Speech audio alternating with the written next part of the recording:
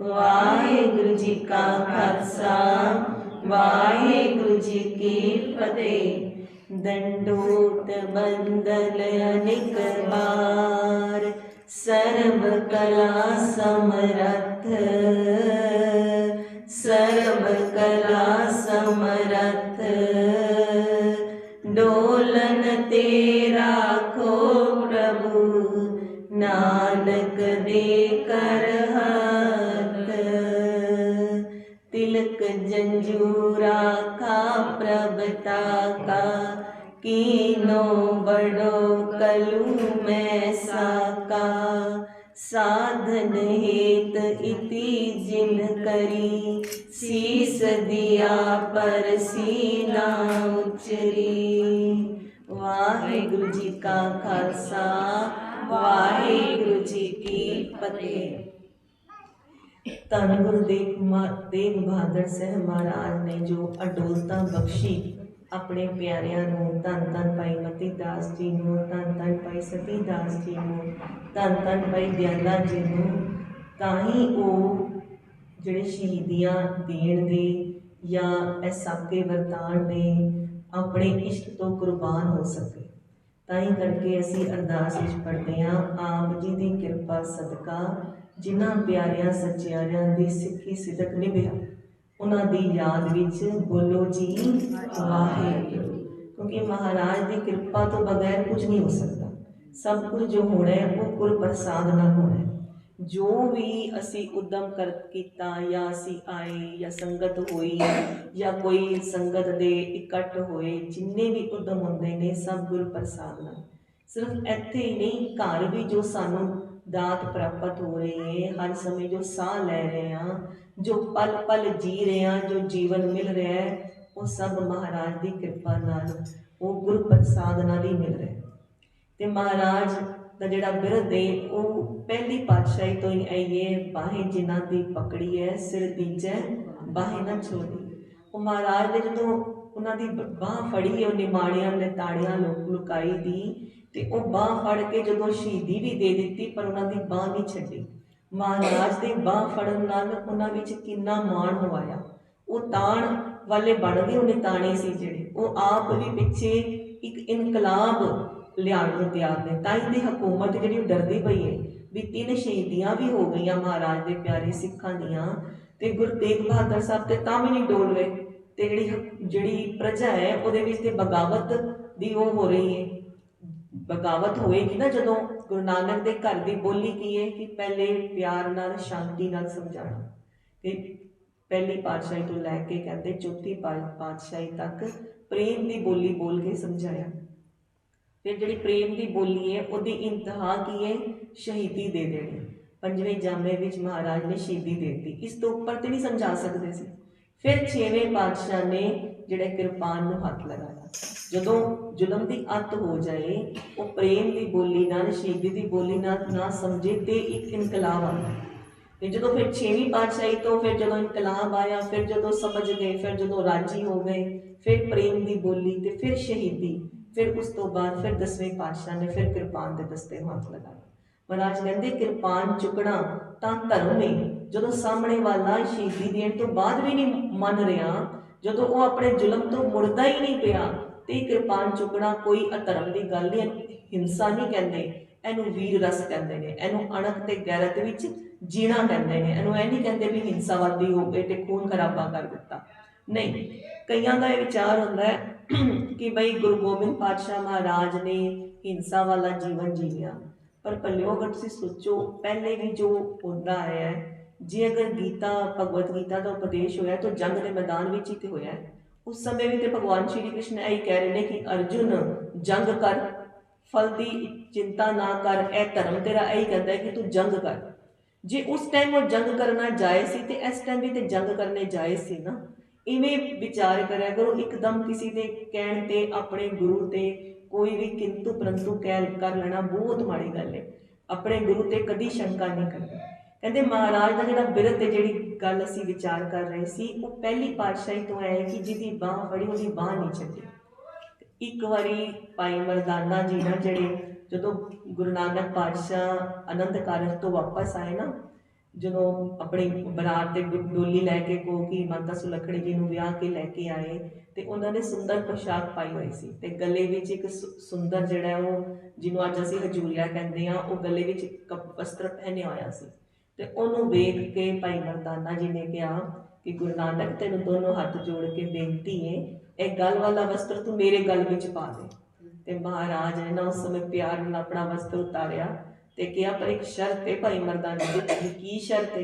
ਕਹਿੰਦੇ, ਜੇ ਤੂੰ ਇਹ ਵਸਤਰ ਪਹਿਨ ਲਿੱਤਾ ਤੇ ਤੂੰ ਮੇਰਾ ਹੋ ਗਿਆ, ਫਿਰ ਮੈਂ ਤੈਨੂੰ ਨਹੀਂ ਛੱਡਾਂਗਾ, ਪਰ ਸ਼ਰਤ ਹੈ ਕਿ ਤੂੰ ਕਿਸੇ ਹੋਰ ਬੂਹੇ ਤੇ ਜਾ ਕੇ ਫਿਰ ਕੁਝ ਮੰਗੇਗਾ ਵੀ ਨਹੀਂ।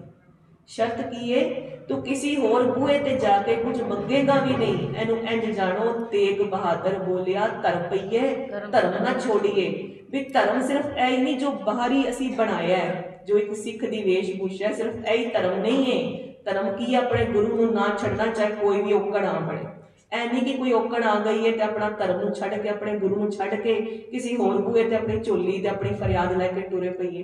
ਗੁਰੂ ਨਾਨਕ ਪਾਤਸ਼ਾਹ ਕਹਿੰਦੇ, ਮੈਂ ਆਪਣੇ ਗਲੇ ਦਾ ਤੈਨੂੰ ਪਾ ਦਿੰਦਾ ਵਾਂ, ਪਰ ਸ਼ਰਤ ਐ ਵੇ ਤੂੰ ਕਿਸੇ ਹੋਰ ਬੂਹੇ ਤੇ ਆਪਣੀ ਤੱਲੀ ਨਹੀਂ ਅੱਡੇਗਾ। ਤੇ ਜਦੋਂ ਕਹਿੰਦੇ ਨੇ ਭਾਈ ਮਰਦਾਨਾ ਜੀ ਨੂੰ ਜਦੋਂ ਵੀ ਲੋੜ ਪਈ ਨਾ, ਪੁਕਾਰ ਕੀਤੀ, ਜਦੋਂ ਜਿਨ੍ਹਾਂ ਨੂੰ ਅਸੀਂ ਕਹਿੰਦੇ ਆ ਕੋਟਾ ਰਾਖਸ਼ ਭਾਈ ਕੋਟਾ ਜੀ, ਉਹਨਾਂ ਨੂੰ ਤੇ ਇੱਕ ਵਾਰੀ ਮਹਾਰਾਜ ਨੇ ਦਰਸ਼ਨ ਦਿੱਤੇ ਤੇ ਉਹਨਾਂ ਦਾ ਜੀਵਨ ਸੁਖਾਲਾ ਹੋ ਗਿਆ। ਸਾਨੂੰ ਮਹਾਰਾਜ ਰੋਜ਼ ਦਰਸ਼ਨ ਦਿੰਦੇ ਨੇ, ਸਾਡੀ ਰਾਖਸ਼ੀ ਵ੍ਰਿਤੀ ਐਸੀ ਹੈ ਕਿ ਦੇਵਤੇਪਨ ਵਿੱਚ ਆ ਹੀ ਨਹੀਂ ਰਹੀ।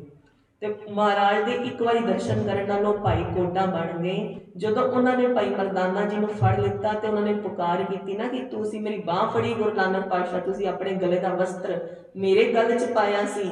ਤੇ ਗੁਰੂ ਨਾਨਕ ਪਾਤਸ਼ਾਹ ਨੇ ਕਿਹਾ ਕਿ ਬਾਲਾ ਜੀ ਚਲੋ, ਚੱਲਦਾ ਸਮਾਂ ਆ ਗਿਆ। ਉਹਨਾਂ ਨੇ ਕਿਹਾ ਕਿ ਤੁਹਾਨੂੰ ਮਰਦਾਨੇ ਨਾਲ ਐਸਾ ਕੀ ਕਾਜ ਹੈ ਕਿ ਤੁਸੀਂ ਉਹਨਾਂ ਦੀ ਤੁਰ ਪੈਂਦੇ ਹੋਗੇ ਉਹਨਾਂ ਨੂੰ ਬਚਾਉਣ ਵਾਸਤੇ, ਆਪਣੇ ਬਿਰਧ ਨੂੰ ਰੱਖਣ ਲਈ। ਕਹਿੰਦੇ, ਜਿਹੜਾ ਮਰਦਾਨਾ ਹੈ ਨਾ, ਉਹਦੇ ਤੋਂ ਤੇ ਮੇਰੀ ਖੁਰਾਕ ਹੈ। ਮੈਂ ਰੋਟੀ ਤੋਂ ਬਗੈਰ ਰਹਿ ਸਕਦਾ ਹੈ, ਵਸਤਰਾਂ ਤੋਂ ਬਗੈਰ ਰਹਿ ਸਕਦਾ ਹੈ, ਛੱਤ ਤੋਂ ਬਗੈਰ ਰਹਿ ਸਕਦਾ, ਪਰ ਜੋ ਮਰਦਾਨਾ ਰਬਾਬ ਛੇੜ ਕੇ ਕੀਰਤਨ ਕਰਦਾ ਉਹ ਮੇਰੀ ਖੁਰਾਕ ਹੈ।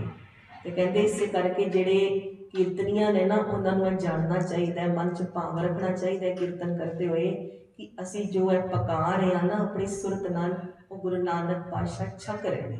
ਉਸ ਭਾਵਨਾ ਨਾਲ, ਮਿੱਠੀ ਪਿਆਰੀ ਤੇ ਸ਼ਰਧਾ ਵਾਲੀ ਭਾਵਨਾ ਨਾਲ ਕੀਰਤਨ ਕਰਨਾ ਚਾਹੀਦਾ। ਤੇ ਜੋ ਸੁਣ ਰਹੇ ਨੇ ਉਹ ਵੀ ਇਸ ਭਾਵਨਾ ਨਾਲ ਸੁਣਨ ਕਿ ਮਹਾਰਾਜ ਭੋਜਨ ਛਕ ਰਹੇ ਨੇ ਤੇ ਅਸੀਂ ਆਨੰਦ ਮਾਣ ਰਹੇ ਹਾਂ। ਉਸ ਭਾਵਨਾ ਨਾਲ ਜਦੋਂ ਅਸੀਂ ਕੀਰਤਨ ਸੁਣਦੇ ਹਾਂ ਤੇ ਕੀਰਤਨ ਕਰਦੇ ਹਾਂ, ਉਹ ਕੀਰਤਨ ਫਿਰ ਥਾਏ ਪੈਂਦਾ। ਮਹਾਰਾਜ ਆਪਣੇ ਭਾਈ ਬਾਲਾ ਜੀ ਨੂੰ ਉਸ ਸਮੇਂ ਕੀ ਅੱਖਰ ਆਖੇ? ਬੁਝਾ ਕਹਿੰਦੇ ਨੇ ਬਾਂਹ ਨੂੰ। ਬੁਝਾ ਗਏ ਕੀ ਅਸਲਾਜ, ਜਿਹੜੀ ਅਸੀਂ ਜਿਹਦੀ ਬਾਂਹ ਫੜੀਏ ਨਾ, ਉਹਦੀ ਲਾਜ ਰੱਖਣ ਜਾਣਾ। ਤੇ ਇਹੀਓ ਫਿਰ ਨੌਵੇਂ ਪਾਤਸ਼ਾਹ ਨੇ ਕਿਹਾ ਕਿ ਬਾਹੇ ਜਿਨ੍ਹਾਂ ਦੀ ਪਕੜੀਏ ਸਿਰ ਦੀਜੈ, ਬਾਹੇ ਨਾ ਛੋੜੀਏ। ਤੇ 10ਵੇਂ ਪਾਤਸ਼ਾਹ ਨੇ ਵੀ ਇਹੀ ਕਿਹਾ, ਸਗਲ ਦੁਆਰ ਕੋ ਛਾੜ ਗਏ, ਗਇਓ ਤੁਹਾਰੋ ਦੁਆਰ, ਬਾਹੇ ਗਏ ਕੀ ਲਾਜ ਅਸ ਗੋਬਿੰਦ ਦਾਸ ਤੁਹਾਰ। ਤੇ ਇਹ ਜਿਹੜੀ ਅਸੀਂ ਬਾਂਹ ਫੜਾਣੀ ਹੈ, ਮਹਾਂਪੁਰਖ ਕਿਆ ਕਹਿੰਦੇ ਸੀ, ਨਿਤਨੇਮ ਨਾ ਛੱਡਣਾ, ਗੁਰੂ ਨਾਨਕ ਤੁਹਾਡੀ ਬਾਂਹ ਨਹੀਂ ਛੱਡੇਗਾ। ਆਪਣੀ ਬਾਣੀ ਦਾ ਆਸਰਾ ਨਹੀਂ ਛੱਡਣਾ ਤੇ ਗੁਰੂ ਨਾਨਕ ਪਾਤਸ਼ਾਹ ਸਾਡੀ ਬਾਂਹ ਨਹੀਂ ਛੱਡਣਗੇ। ਤੇ ਪਾਰ ਉਹੀ ਉਤਰਦੇ ਨੇ ਜਿਨ੍ਹਾਂ ਦੀ ਬਾਂਹ ਨਹੀਂ ਛੱਡਦੇ ਤੇ ਜਿਨ੍ਹਾਂ ਨੂੰ ਬਾਂਹ ਤੋਂ ਪਕੜ ਕੇ ਕੱਢ ਲੈਂਦੇ ਨੇ। ਜਦੋਂ ਕੋਈ ਗਹਿਰੇ ਪਾਣੀ 'ਚ ਗੋਤੇ ਖਾਂਦਾ ਹੋਏ ਤਾਂ ਉਹਦੀ ਬਾਂਹ ਪਕੜ ਕੇ ਕੱਢਣਾ ਨਾ ਉਹਨੂੰ ਬਾਹਰ। ਬਾਹਾਂ ਪਕੜ ਗੁਰ ਕਾਢਿਆ ਸੋਈ ਉਤਰਿਆ ਪਿਆਰ। ਅਸੀਂ ਜੋ ਲੱਖ ਖੁਸ਼ੀਆਂ ਪਾਤਸ਼ਾਹੀਆਂ ਸ਼ਬਦ, ਕੋਈ ਵੀ ਖੁਸ਼ੀ ਦਾ ਮੌਕਾ ਹੋਏ, ਬੜੇ ਪ੍ਰੇਮ ਨਾਲ ਰਾਗੀਆਂ ਨੂੰ ਕਹਿੰਦੇ ਆ ਸ਼ਬਦ ਦਾ ਗਾਇਨ ਕਰੋ। ਸ਼ਬਦ ਵਿੱਚ ਪੰਕਤੀਆਂ ਕਿਹੜੀਆਂ ਆ ਰਹੀਆਂ ਨੇ? ਸਫਲ ਮੂਰਤ ਸਫਲਾ ਘੜੀ, ਜਿਤ ਸੱਚੇ ਨਾਲ ਪਿਆਰ, ਤੇ ਦੁੱਖ ਸੰਤਾਪ ਨਾ ਲੱਗਈ, ਜਿਸ ਕਾ ਨਾਮ ਆਧਾਰ, ਬਾਹਾਂ ਪਕੜ ਗੁਰ ਕਾਢਿਆ ਸੋਈ ਉਤਰਿਆ ਪਾਰ। ਜਿਹਨੂੰ ਮਾਲਕ ਵਾਹਿਗੁਰੂ ਬਾਂਹ ਪਕੜ ਕੇ ਕੱਢਦੇ ਨੇ ਉਹੀ ਪਾਰ ਉਤਰਦਾ।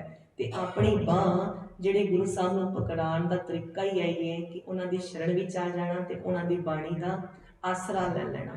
ਤੇ ਉਹਨਾਂ ਦੇ ਬੂਹੇ ਨੂੰ ਛੱਡ ਕੇ, ਇਸ ਦਰ ਨੂੰ ਛੱਡ ਕੇ ਕਿਸੇ ਹੋਰ ਦਰ ਅੱਗੇ ਆਪਣੀ ਤਲੀ ਨਹੀਂ ਅਡਣੀ, ਜੋ ਮਹਾਰਾਜ ਨੇ ਅਸੂਲ ਬਣਾਇਆ।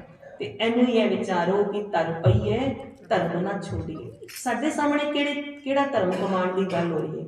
ਜਦੋਂ ਕੋਈ ਉਹ ਆਏਗੀ ਔਕਣ, ਉਹ ਵੀ ਧਰਮ ਕਮਾਉਣਾ ਹੈ ਕਿ ਅਸੀਂ ਸਿੱਖੀ ਨੂੰ ਨਹੀਂ ਛੱਡਣਾ।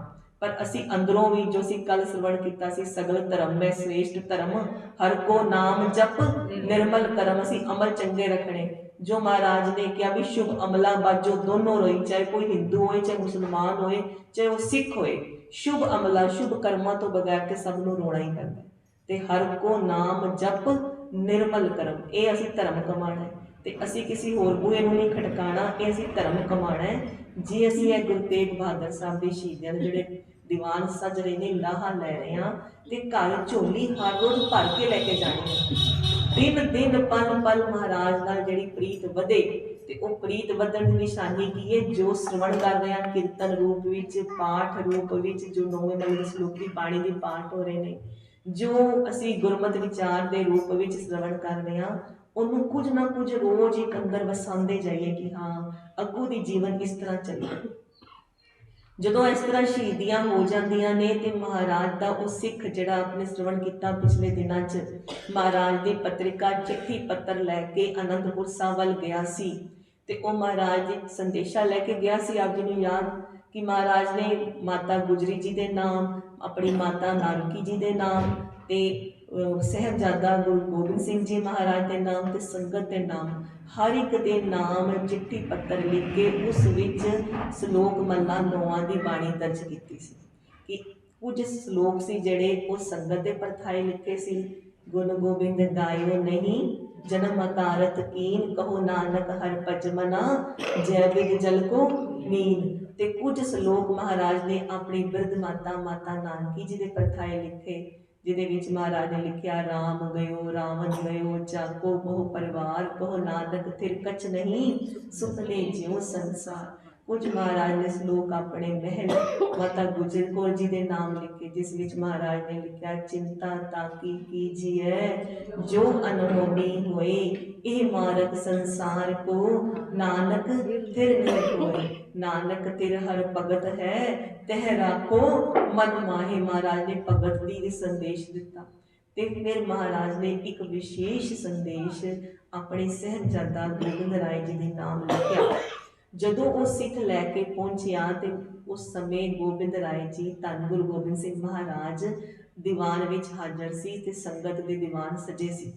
अमृत वेले नूं 2 घड़ियां जड़ियां ने वो बीत चुकियां सी, मतलब दिन चढ़े नूं 2 घड़ियां बीत चुकिया सी। महाराज अपना अमृत वेला करके 2 घड़ियां बीतण तो बाद दीवान विच सजे सी। जदों सिख पहुंचिया महाराज का संदेशा लैके धन गुरु तेग बहादुर साहब का, ते महाराज ने सारी चिट्ठी नूं वाचिया, देखिया, ते अपने पिता जी का अंश है जिहड़ा वो समझ गए कि महाराज ने किस प्रथाए जिहड़े ने श्लोक लिख के बाणी लिख के ये सानूं भेजी है।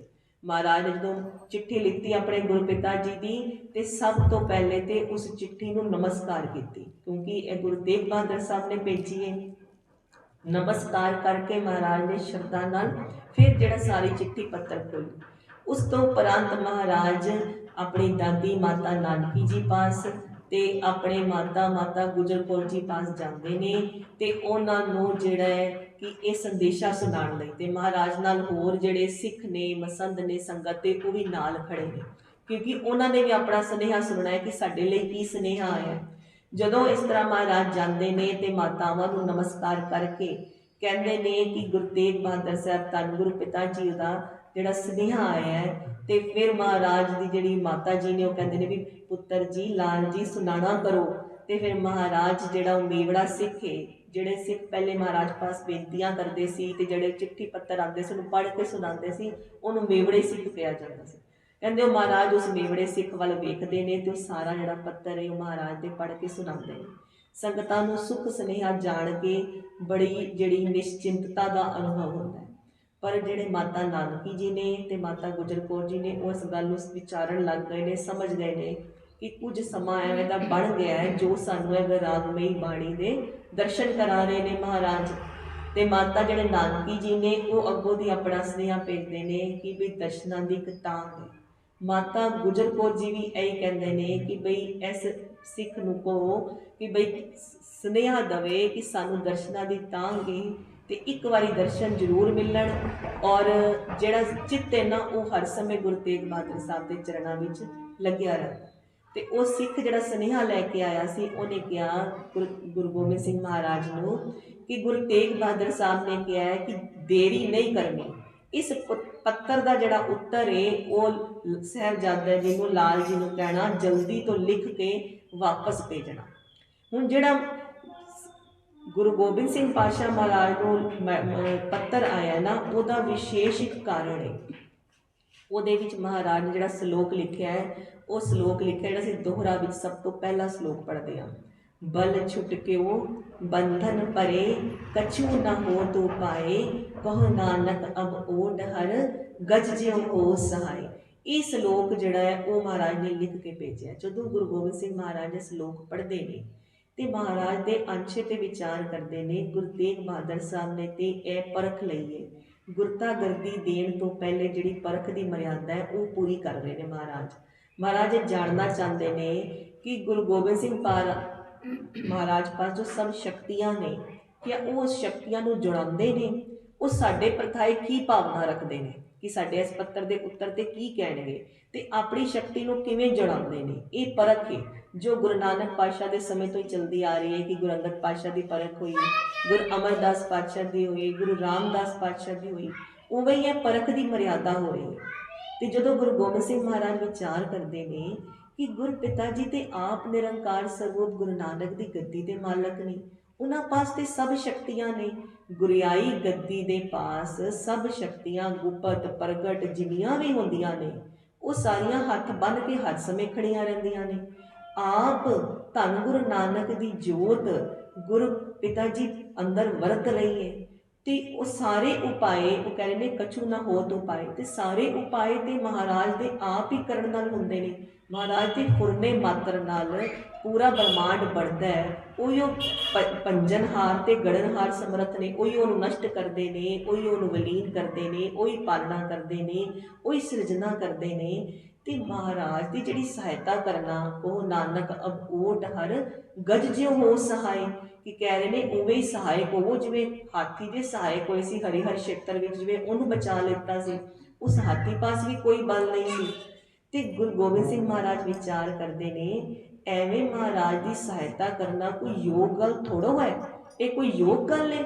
ਮਹਾਰਾਜ ਤੇ ਆਪ ਹੀ ਸਭ ਦੀ ਸਹਾਇਤਾ ਕਰਨ ਵਾਲੇ ਨੇ। ਸਭ ਤੇ ਵੱਡਾ ਸਤਿਗੁਰ ਨਾਨਕ ਜਿਨ ਕਲ ਰਾਖੀ ਮੇਰੀ, ਉਹ ਤੇ ਗੁਰਤਾ ਗੱਦੀ ਦੇ ਮਾਲਕ ਨੇ, ਉਹ ਸਭ ਦੀ ਮਦਦ ਆਪ ਕਰਨ ਵਾਲੇ ਨੇ।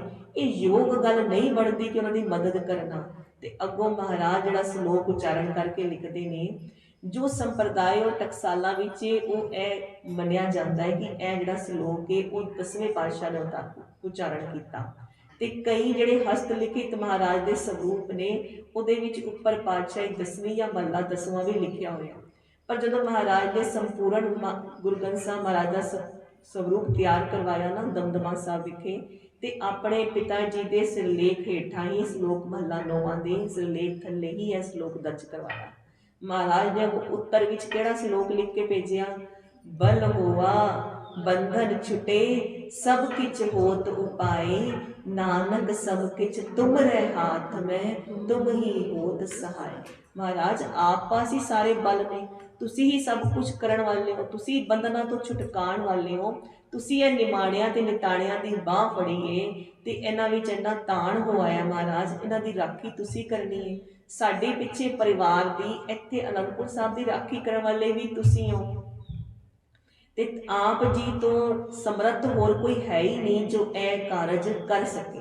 ਤੇ ਮਹਾਰਾਜ ਕਹਿੰਦੇ, ਕਹੋ ਨਾਨਕ ਬਲ ਹੋਆ ਬੰਧਨ ਛੁਟੇ, ਸਭ ਕਿਛ ਹੋਤ ਉਪਾਏ, ਨਾਨਕ ਸਭ ਕਿਛ ਤੁਮਰੇ ਹਾਥ ਮੇ, ਕਿ ਮਹਾਰਾਜ ਸਭ ਕੁਝ ਜੋ ਹੈ ਤੁਹਾਡੇ ਹੱਥ ਵਿੱਚ ਹੈਗਾ, ਤੁਮ ਹੀ ਹੋਤ ਸਹਾਏ। ਹੁਣ ਤੁਸੀਂ ਆਪ ਹੀ ਸਹਾਇਕ ਹੋਣਾ ਮਹਾਰਾਜ, ਸਭ ਕੁਝ ਤੁਹਾਡਾ ਹੀ ਕੀਤਾ ਹੋਇਆ, ਤੁਸੀਂ ਆਪ ਹੀ ਭਲੀ ਭਾਂਤ ਜਾਣਦੇ ਹੋ। ਜਦੋਂ ਇਹ ਪੱਤਰ ਲਿਖਿਆ ਤੇ ਮਹਾਰਾਜ ਨੇ ਜਾਣਿਆ ਧੰਨ ਗੁਰੂ ਗੋਬਿੰਦ ਸਿੰਘ ਮਹਾਰਾਜ ਦੀ, ਕਿ ਹੁਣ ਜਿਹੜਾ ਸ਼ਹੀਦੀ ਸਾਕਾ ਹੈ ਨਾ, ਉਹਦੇ ਵਿੱਚ ਕੋਈ ਜ਼ਿਆਦਾ ਸਮਾਂ ਨਹੀਂ ਰਹਿ ਗਿਆ। ਪਿਤਾ ਜੀ ਨੇ ਹੁਣ ਸਾਕਾ ਵਰਤਾ ਦੇਣਾ, ਤੇ ਉਹਨਾਂ ਨੇ ਕਿਹਾ ਕਿ ਹੁਣ ਕੋਈ ਬਹੁਤ ਤੇਜ਼ ਟੁਰਨ ਵਾਲੇ ਸਿੱਖ ਨੂੰ ਭੇਜਿਆ ਜਾਵੇ ਇਹ ਪੱਤਰ ਲੈ ਕੇ, ਜਿਹੜਾ ਨਿਰਭਉ ਹੋ ਕੇ ਵੀ ਨਿਰਭੈ ਹੋ ਕੇ ਉੱਥੇ ਤੱਕ ਜਾਏ ਔਰ ਮਹਾਰਾਜ ਨੂੰ ਸੰਦੇਸ਼ਾ ਦੇਵੇ। ਤੇ ਜਦੋਂ ਸ਼ਹੀਦੀ ਸਾਕਾ ਹੋਵੇ ਤੇ ਉੱਥੇ ਜਿਹੜੀ ਸੰਭਾਲ ਕਰਨੀ ਹੈ ਸੀਸ ਦੀ, ਜਾਂ ਉਹ ਵੀ ਕਰਨ ਯੋਗ ਹੋਵੇ। ਇਹ ਜਾਣ ਕੇ ਮਹਾਰਾਜ ਨੇ ਇੱਥੋਂ 3 ਸਿੱਖਾਂ ਨੂੰ ਭੇਜਿਆ, ਜਿਹਦੇ ਵਿੱਚ ਭਾਈ ਜੈਤਾ ਜੀ ਵੀ ਸੀ। ਤੇ ਮਹਾਰਾਜ ਨੇ ਉਹਨਾਂ ਸਿੱਖਾਂ ਨੂੰ ਕਿਹਾ ਕਿ ਨਿਰਭੈ ਹੋ ਕੇ ਜਾਣਾ। ਜਿਹੜੇ ਸਿੱਖ ਨੂੰ ਪੱਤਰ ਦਿੱਤਾ, ਰਸਤੇ ਵਿੱਚ ਕੋਈ ਥਕੇਵਾਂ ਅਕੇਵਾਂ ਨਹੀਂ ਹੋਏਗਾ, ਹਵਾ ਦੇ ਵੇਗ ਨਾਲ ਚੱਲਣਾ, ਵਾਹੋ ਵਾਹੀ ਚੱਲ ਕੇ ਗੁਰੂ ਪਿਤਾ ਜੀ ਦੇ ਸਥਾਨ ਦਿੱਲੀ ਚਾਂਦਨੀ ਚੌਂਕ ਤੱਕ ਤੁਸੀਂ ਪਹੁੰਚ ਜਾਣਾ, ਬਿਲਕੁਲ ਨਹੀਂ ਘਬਰਾਣਾ, ਕਾਰਾਗ੍ਰਹਿ ਤੱਕ ਚਲੇ ਜਾਣਾ ਤੇ ਮਹਾਰਾਜ ਨੂੰ ਸੰਦੇਸ਼ਾ ਦੇਣਾ, ਤੁਹਾਨੂੰ ਕੁਝ ਵੀ ਨਹੀਂ ਹੋਵੇਗਾ। ਜਦੋਂ ਮਹਾਰਾਜ ਦੇ ਵਚਨ ਸੁਣੇ ਨਾ ਤੇ ਸਿੱਖ ਨੂੰ ਫਿਰ ਭਰੋਸਾ ਹੋ ਆਇਆ ਤੇ ਉਹ ਫਿਰ ਜਦੋਂ ਬੜੀ ਤੇਜ਼ ਗਤੀ ਨਾਲ ਬਿਨਾਂ ਥੱਕੇ ਬਿਨਾਂ ਰੁਕੇ ਸਿੱਧਾ ਚੱਲਦਾ ਹੀ ਗਿਆ ਤੇ ਮਹਾਰਾਜ ਪਾਸ ਜਾ ਕੇ ਪਹੁੰਚਿਆ। ਜਿਵੇਂ ਮਹਾਰਾਜ ਨੇ ਕਿਹਾ ਸੀ ਨਿਰਭੈ ਹੋ ਕੇ ਅੱਗੇ ਵਧਦੇ ਜਾਣਾ ਹੈ, ਵੀ ਕਾਰਾਗ੍ਰਹ ਤੱਕ ਵੀ ਚਿੰਤਾ ਨਹੀਂ ਕਰਨੀ ਵੀ ਕੋਈ ਸੈਨਾ ਮੈਨੂੰ ਫੜ ਲਏਗੀ, तो महाराज तक उत्ते पहुंचिया।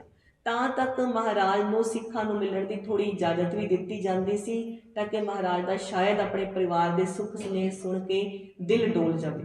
ਪਰ ਜਦੋਂ ਇਹ 3 ਸ਼ਹੀਦੀਆਂ ਹੋ ਚੁੱਕੀਆਂ, ਜਦੋਂ ਇਹ ਪੱਤਰ ਦਾ ਉੱਤਰ ਆ ਰਿਹਾ ਹੈ ਤੇ 3 ਸ਼ਹੀਦੀਆਂ ਹੋ ਚੁੱਕੀਆਂ ਨੇ ਗੁਰਸਿੱਖ ਪਿਆਰਿਆਂ ਦੀਆਂ, ਤੇ ਜਿਹੜਾ ਨਰੰਗਾ ਹੈ ਉਹ ਹੁਣ ਕੁਝ ਸੁਝ ਨਹੀਂ ਰਿਹਾ। ਉਹ ਸੋਚ ਰਿਹਾ ਹੈ ਕਿ ਇੰਨੀ ਸ਼ਹੀਦੀਆਂ ਦੇਣ ਤੋਂ ਬਾਅਦ ਵੀ ਗੁਰੂ ਤੇਗ ਬਹਾਦਰ ਸਾਹਿਬ ਦਾ ਜਿਹੜਾ ਈਮਾਨ ਹੈ ਉਹ ਨਹੀਂ ਡੋਲ ਰਿਹਾ ਤੇ ਹੁਣ ਤੇ ਐਵੇਂ ਸਾਰੀ ਪ੍ਰਜਾ ਵਿੱਚ ਬਗਾਵਤ ਹੋ ਆਏਗੀ, ਹੁਣ ਤੇ ਇਹਨਾਂ ਨੂੰ ਕਾਬੂ ਕਰਨਾ ਹੋਰ ਮੁਸ਼ਕਿਲ ਹੋ ਜਾਏਗਾ।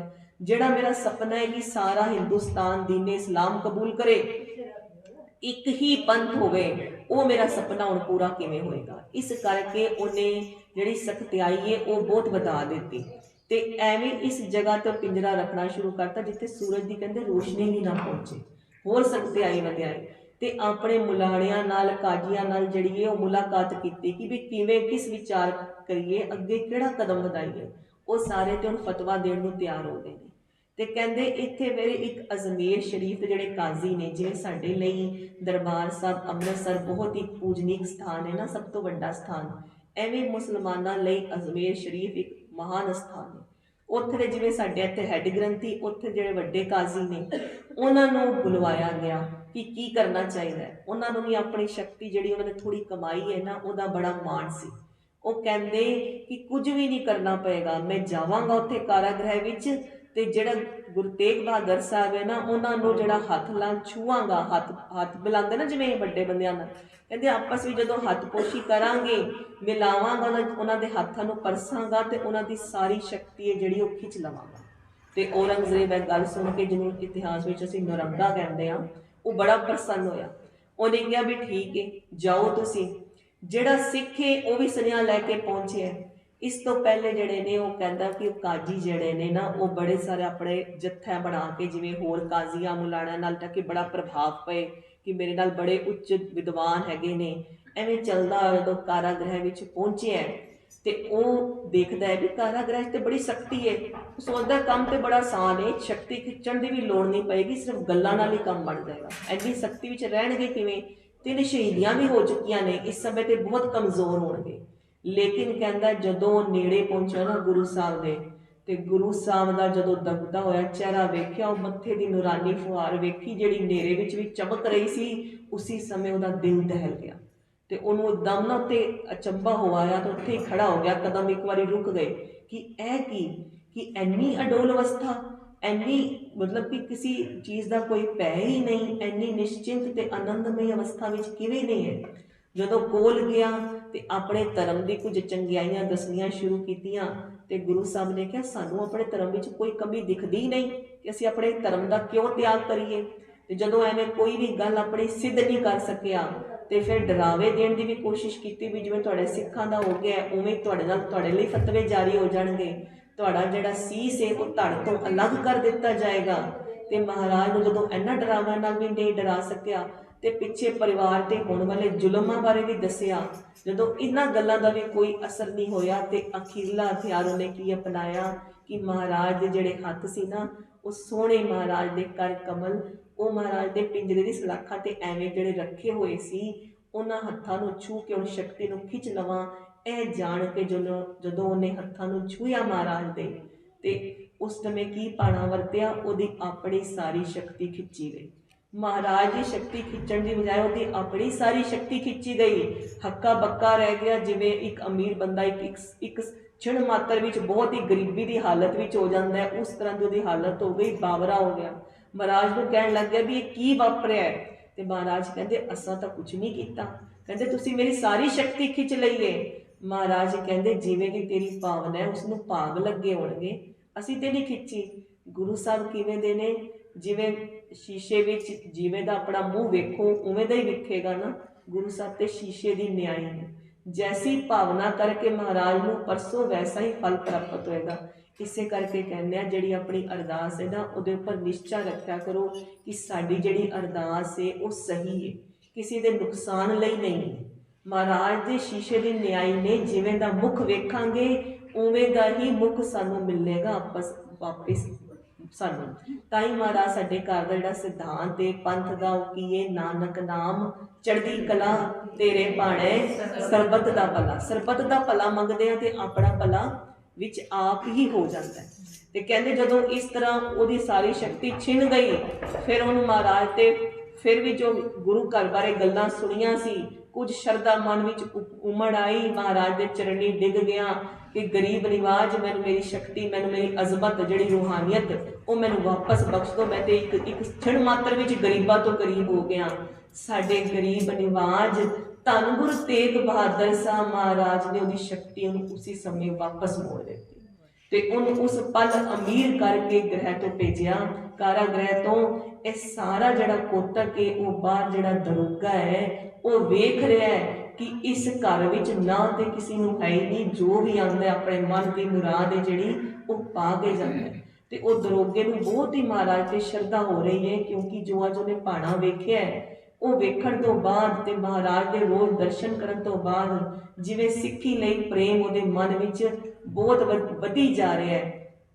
ते वो दरोगा जिहड़ा महाराज दा श्रद्धालु हो जाता है। उस दरोगे ने भी महाराज के अगे जिहड़ी अगे बेनतियां कीतियां ने ते महाराज की मदद करनी चाहिए। ते जिहड़े सिख सुनेहा लैके आया है उन्होंने महाराज को मिलवाया है ते महाराज के चरणों में वो सिख जिहड़ा आनंदपुर साहब तो आया है वो मत्था टेक के वो पत्रिका देता है ते महाराज के दर्शन प्राप्त करके आनंदमय अवस्था को प्राप्त करता है। और लेकिन जिहड़ा वो कारागृह को देख के हर सिख ही जिहड़ा वो वैराग करेगा, फिर वैराग भी उस सिख को बहुत होता है। तो जिहड़ा पत्रिका लैके आए हैं वो भाई जैता राम जी ने, जैता राम जी बाद चों आते हैं। ਇਹ सिख जिहड़ा है ये दूसरा सिख है जो गुरु गोबिंद सिंह महाराज ने 3 सिख भेजे ने इस समय, एक भाई जैता जी ते 2 सिख होर नाल, एक सिख के हाथ में वो पत्रिका है। वो महाराज हुण अपने साहिबजादे का जिहड़ा है वो संदेहा जिहड़ा है वो पढ़ना करते हैं।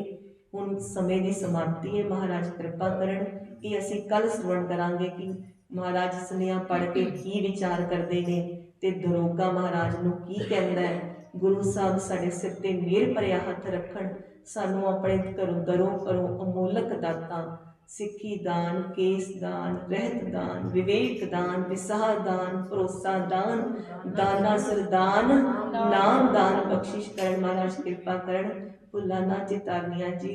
गुरु पातशाह नूं बेनती करनी है कि सुमत आ जाए संगत विच विचार करन दी भी, विचार सुनन दी भी ते विचार नूं मनन करन दी भी महाराज समत बख्शिश करन। झूलते निशान रहे झूलते निशान रहे, सच ते दीवान रहे सच ते दीवान रहे,